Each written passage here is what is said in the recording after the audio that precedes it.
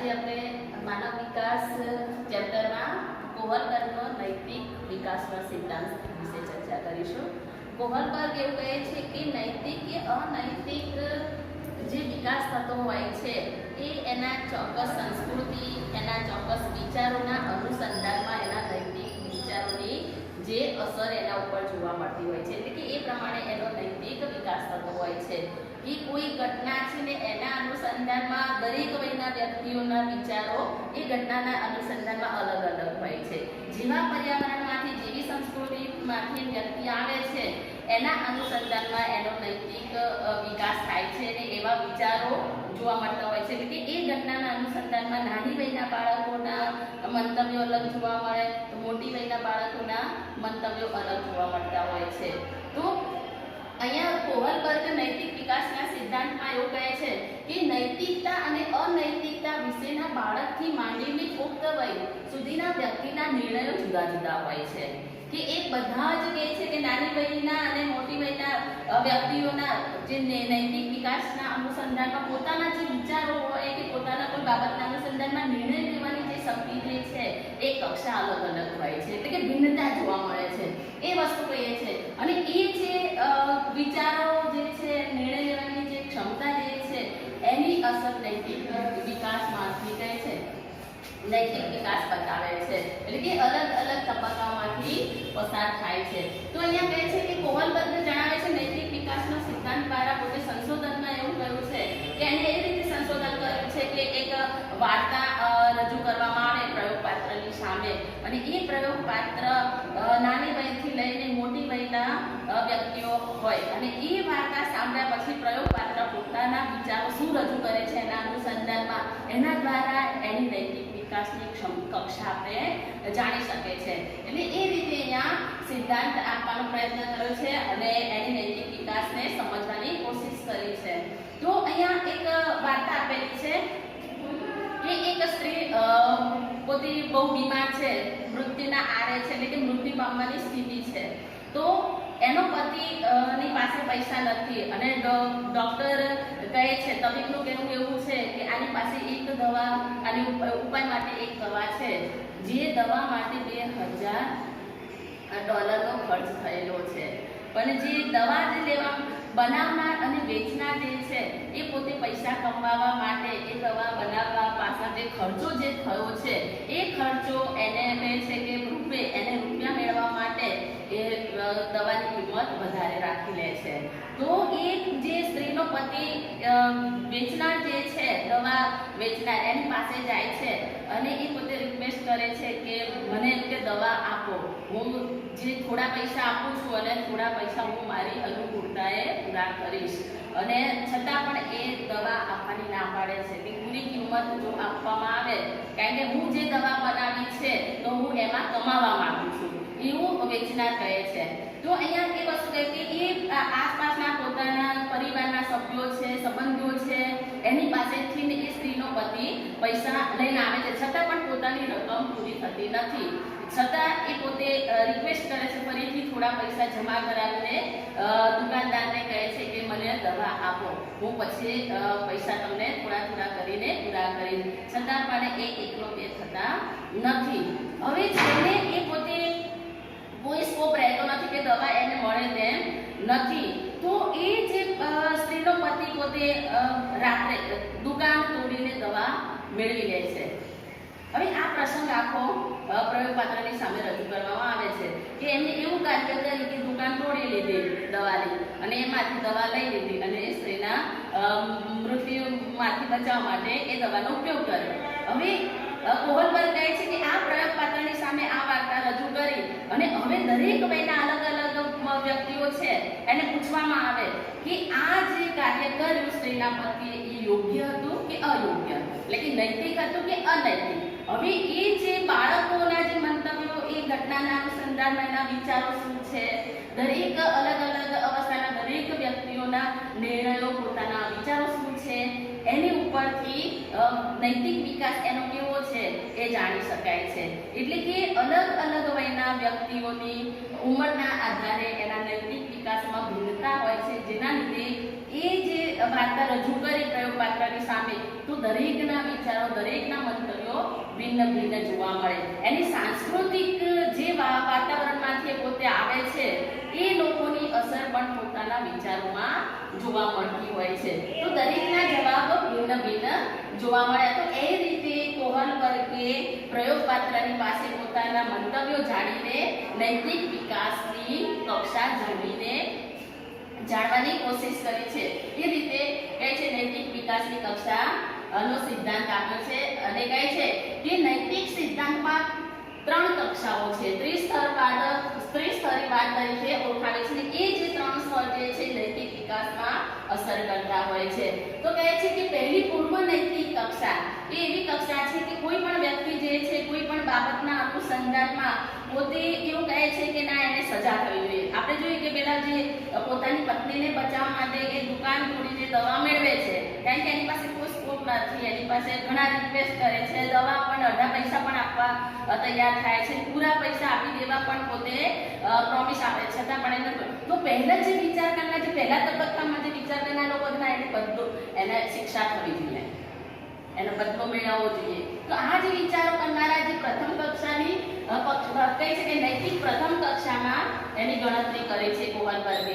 જ્યારે બીજી નૈતિક કક્ષાના જે વિચારો ધરાવનાર હોય છે એવી પરંપરાગત લોકોનું કેવું લાગશે, પરંપરાગત એટલે કે સમાજના અનુસંધાનમાં વિચારો હોય. નૈતિક વિકાસ જે થયેલો કે લોકો શું વિચારશે, હું આમ કરીશ તો લોકો શું કહેશે, પરંપરાગત સામાજિક બાબતને લઈને જે પણ ડિસિઝન લેતા હોય નૈતિક વિકાસ એના અનુસંધાનમાં થતો હોય, તો એની આ બીજી કક્ષા જે છે એ નૈતિક વિકાસમાં અસર કરનારો કક્ષા છે.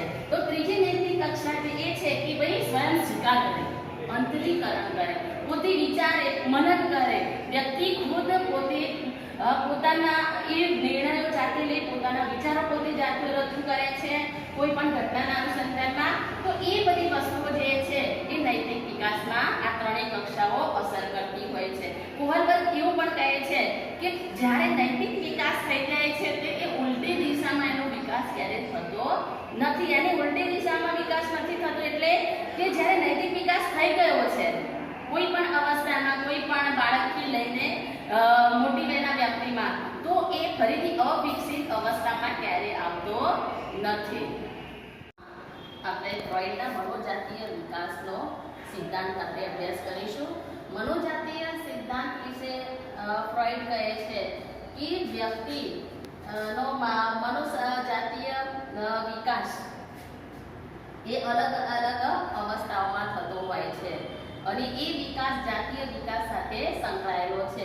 ફક્ત જાતીય વિકાસ જ નથી, પરંતુ કહે છે જાતીય પ્રવૃત્તિ જ નથી. જાતીય વિકાસના સિદ્ધાંતમાં કહે છે કે એ વ્યક્તિના શરીરના અવયવો દ્વારા જે પ્રવૃત્તિ થાય છે એ પ્રવૃત્તિમાં જે આનંદ મળે છે એની વાત અહીંયા કરી છે કે ફક્ત જાતીય વિકાસના અનુસંધાનમાં જ અહીંયા કહે છે કે મનોજાતીય વિકાસ નથી થતો, પરંતુ એના જે અવયવો દ્વારા પ્રવૃત્તિ જે કરે છે એમાં આનંદ પણ મેળવે છે.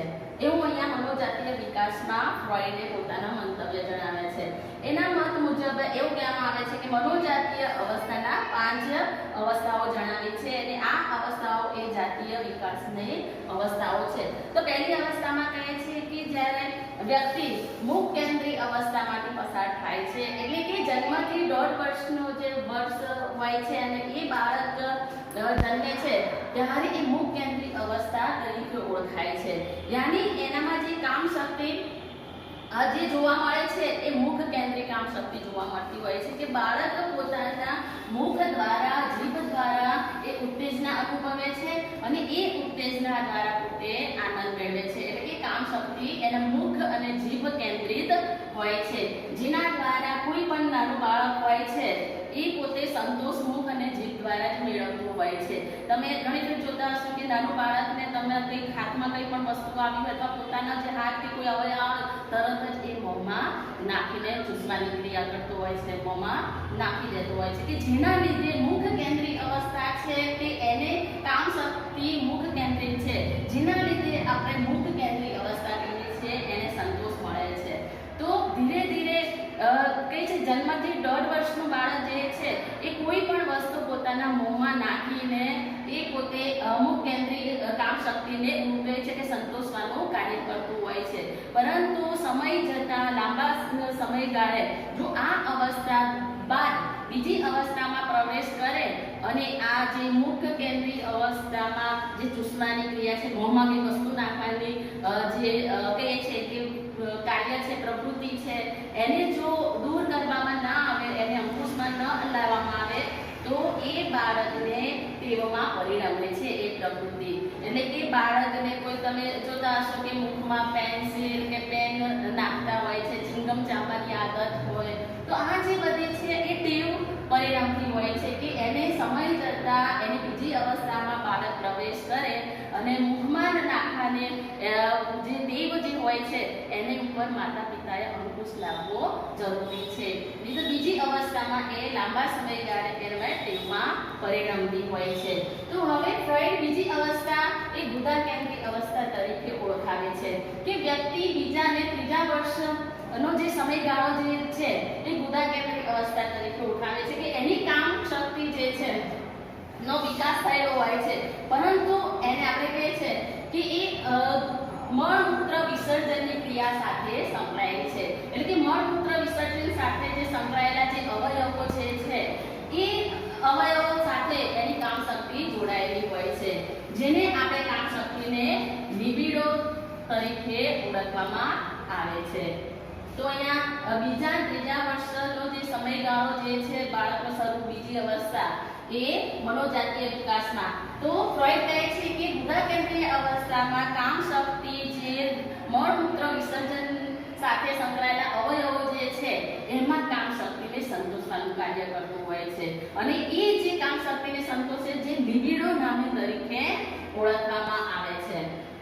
તો વારંવાર બાળક જે છે મળમૂત્ર સાથે સંકળાયેલા અવયવોમાંથી પોતે કામ શક્તિને સંતોષવાનું કાર્ય કરે, વારંવાર એવી પ્રવૃત્તિ કરે જેના લીધે માતા પિતાના કહેવા છતાં એ બાળક જે છે એ પ્રવૃત્તિમાં દૂર કરવા અથવા એ પ્રવૃત્તિથી દૂર જતું નથી, પરંતુ સમય જતાં બીજી અવસ્થામાં પ્રવેશે તો માતા પિતાએ એ અવસ્થા દરમિયાન એને અંકુશમાં પણ લાવવાની જરૂર નથી, પરંતુ એને આંખ આડે કાન પણ કરવા જોઈએ નહીં માતા પિતાએ. તો એનું ધ્યાન પણ રાખવું જોઈએ. બીજી અવસ્થામાં પ્રવેશે ત્યારે એ જે કાર્ય જે છે કામ શક્તિ જે ગુદા કેન્દ્રિત હોય છે એમાં પરિવર્તન અવશ્ય આવતું હોય છે. તો માતા પિતાએ બાળક પ્રત્યે ધ્યાન રાખવાનું છે, પરંતુ એને કહે છે કે અંકુશમાં લાવવાનો કોશિશ કરવી જોઈએ નહીં, પણ તો બીજી અવસ્થામાં પ્રવેશે તો ત્યાં ધ્યાન દોરવું અથવા એવોઇડ કરવું પણ જોઈએ નહીં. તો અહીંયા જ્યારે ત્રીજી અવસ્થામાં બાળક પ્રવેશે છે, વ્યક્તિ પ્રવેશે તો શિશ્ન કેન્દ્રિત અવસ્થા તરીકે ઓળખવામાં આવે છે. તો ફ્રોઈડ કહે છે કે આ જે જાતીય અંગોને ઉદ્દીપ્ત પર કેન્દ્રિત કરવાની પ્રક્રિયા હોય છે, એટલે કે વ્યક્તિના જાતીય અંગો જે છે એના દ્વારા એ પોતે કામ શક્તિને કહે છે કે સંતોષવાનું એનું કાર્ય હોય છે, એટલે કે કેન્દ્રિત હોય છે, ઉદ્દીપના પર કેન્દ્રિત હોય છે એમ કહે છે. તો અહીંયા આ જે સમયગાળો છે એ 3 થી 6 વર્ષનો સમયગાળો છે.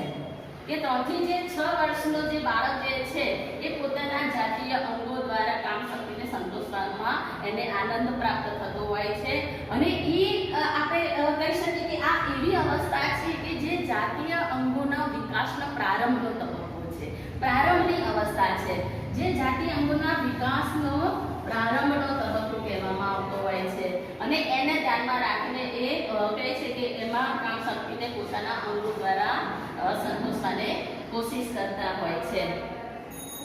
તો આપણે અસુપ્ત અવસ્થા એના પછીની જોઈશું કે સુપ્ત અવસ્થા એ 6 થી 12 વર્ષનો સમયગાળો છે. 6 થી 12 વર્ષનો જે સમયગાળો છે તો ત્યાં જાતીય જે વિકાસનો જે આ તબક્કો જે છે એમાં કામ શક્તિને વિરામ આવે છે. જે બાળક જે છે, જે વ્યક્તિ જે છે એની કામ શક્તિનો વિરામ આવે એટલે કે 6 થી 12 વર્ષનો બાળક જે છે એ એના બૌદ્ધિક વિકાસ તરફ પ્રેરાય, શારીરિક પ્રવૃત્તિ દ્વારા જે આનંદ જે મળતો હોય છે એમાંથી એ પ્રવૃત્તિમાંથી બહાર આવીને એ બૌદ્ધાત્મક કાર્ય કરવા પ્રેરાય છે. એટલે કે એના મિત્ર વર્તુળ સાથે રહેવું ગમે છે, પોતાના હક પોતાના ફરજો સમજે છે, પોતાના મિત્રોની સાથે એ દરેક પ્રવૃત્તિ કરશે. અને એ કહે છે ફ્રોઈડ એમાં કહે છે કે જે સુપ્ત અવસ્થા એ એવી અવસ્થા છે અને એવું અગત્યનું એક લક્ષણ જે છે કે એ જાતીય આકર્ષણ જોવા મળે છે. એના જાતીય આકર્ષણ જોવા મળે એટલે કે 6 થી 12 વર્ષની ઉંમરનો વ્યક્તિ છે, બાળક છે, તો એ વ્યક્તિને છોકરો હોય તો એને છોકરાઓની જ દોસ્તી ગમશે. એ મિત્રતા છોકરાઓ સાથે જ કરશે, છોકરીઓ સાથે મિત્રતા કરતો નથી. અને છોકરીઓ છે તો છોકરીઓના જ સમૂહમાં પોતે કાર્ય કરે છે, હરવું ફરવું ગમતું હોય છે. તો આ જાતીય આકર્ષણ કહેવામાં આવે છે. કોઈક વાર એવું પણ બને કે સમય જતા આ અવસ્થા દરમિયાન જો બાળક વિજાતીય વ્યક્તિ સાથે એ પોતે કહે છે કે આકર્ષણ જોવા મળતું હોય અને સમય એ અવસ્થા એ સમય પસાર થઈ ગયો છતાં પણ એ જો કહે છે કે લક્ષણ લાંબા સમય સુધી જોવા મળે તો એ વિકૃતિમાં પરિણમતું હોય છે, જેના લીધે સામાજિક વિકાસમાં અવરોધ ઉત્પન્ન થતો હોય છે. તો આપણે બીજી અવસ્થા એના પછીની છેલ્લી અવસ્થા જોઈશું કે ફ્રોઈડની મનોજાતીય વિકાસની અવસ્થામાં છેલ્લી કહે છે કે પુખ્ત શિક્ષણ કેન્દ્રિત અવસ્થા, જેમાં કહે છે કે કામ શક્તિના વિકાસની અંતિમ અવસ્થા છે. કે કામ શક્તિને સંતોષવાની છેલ્લી જે અવસ્થા જે છે એ કહેવામાં આવે છે પુખ્ત કેન્દ્રિત અવસ્થા, જેમાં તરુણ અવસ્થાનો પ્રારંભ થાય છે. એટલે કે મનુષ્ય બાળક જે છે તરુણ અવસ્થામાં પ્રવેશ કરે છે ત્યારે એને જાતીય જે સંતોષની અંતિમ અવસ્થા તરીકે ઓળખવામાં આવે છે. કે આ અવસ્થા તરુણ અવસ્થાનો પ્રારંભ જોઈએ કે છોકરાઓમાં 13 થી 14 વર્ષનો સમયગાળા દરમિયાન પ્રવેશ થતો હોય છે, તરુણ અવસ્થામાં પ્રવેશ કરતા હોય છે. જ્યારે છોકરીઓ 12 થી 13 વર્ષનો જે સમયગાળો છે એ દરમિયાન તરુણ અવસ્થામાં પ્રવેશ કરે છે. તો આ સમયગાળા દરમિયાન આ અવસ્થામાં એ કામ શક્તિના વિકાસનો અંતિમ ચરણ, અંતિમ તબક્કાની અથવા અંતિમ અવસ્થા તરીકે આપણે ઓળખીએ છીએ. એમાં તરુણ અવસ્થામાં અથવા પુખ્ત શિક્ષણ કેન્દ્રિત અવસ્થામાં જે વ્યક્તિઓ જે છે એમાં વિજાતીય આકર્ષણ જોવા મળે.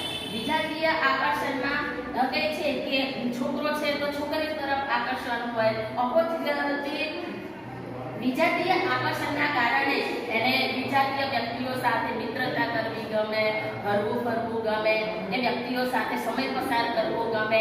અને આ સમયનું પરિણામ એવું પણ આવે કે લગ્નમાં પણ પરિણામે. અને લગ્નની જે અવસ્થા જે લગ્ન જ્યારે થાય છે તો એ સામાજિક વિકાસ માટેનું અગત્યનું સ્વરૂપ આપણે ગણતા હોઈએ છીએ. કે પોતાની કામનાઓ, પોતાની કામ શક્તિઓને વિકાસને, પોતાની કામ શક્તિઓને સંતોષવા માટે જે લગ્ન સ્વરૂપે સમાજ સ્વીકાર્ય ગણવામાં આવે છે અને સામાજિક વિકાસનું સ્વરૂપ તરીકે પરિણમે છે.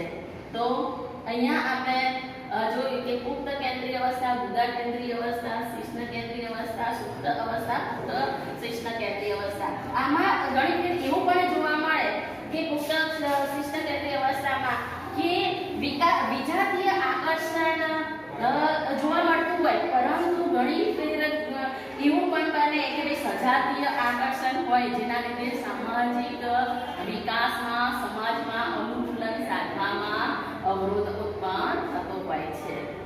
તો અહીંયા વિદ્યાર્થી મિત્રો આપણે ફ્રોઈડના મનોજાતીય વિકાસ સિદ્ધાંતને અભ્યાસ કર્યોની વાત કરીએ.